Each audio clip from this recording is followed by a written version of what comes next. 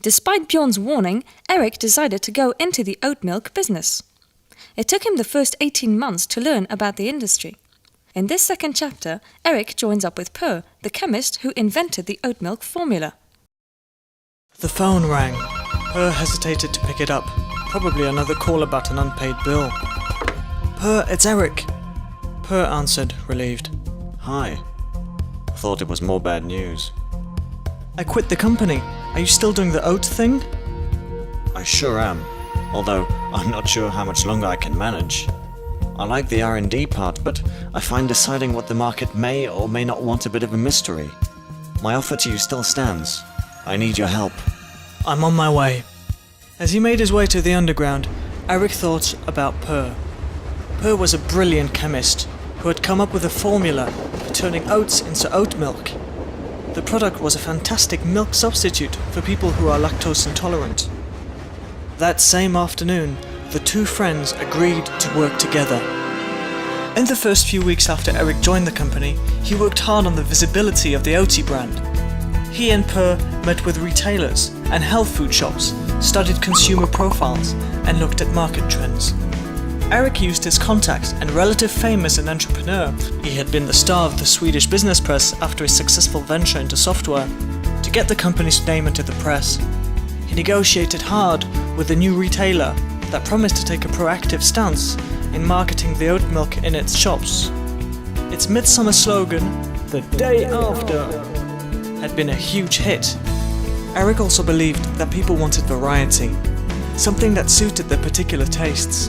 He persuaded Per to get the company's chemists working on a new product, loganberry-flavored oat milk. Eric had a difficult time convincing Per. Remember Absolute, Per? All vodkas are basically the same.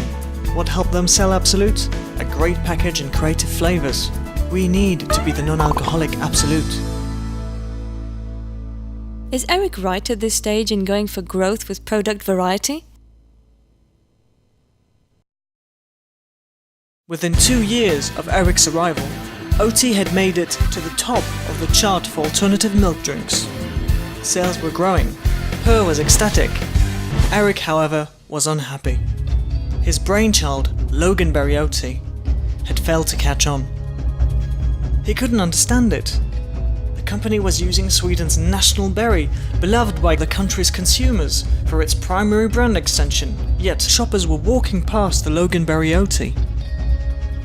He put the statistics sheets down. He was already late for his lunch meeting with Per and Bjorn. Bjorn, I just don't get it. Sounds like the new Coke story to me. Inside-out projection. What do you mean? Remember when they tried to change their formula back in 1985? Yes. How did the public react? They hated it. I hated it. Exactly. The CEO received over 400,000 letters and calls, which was their saving grace. People cared, and they pulled the product. With Loganberry Oatly, you launched a flavor no one asked for. Your consumers enjoy your plain flavor. Why do more at this point? You're saying we got carried away? I'm saying don't assume you know what the customer wants. Going for growth is not about inside-out projection. It's not about offering customers variety they don't want. It's about asking them what they do want and finding out exactly what will create value for them.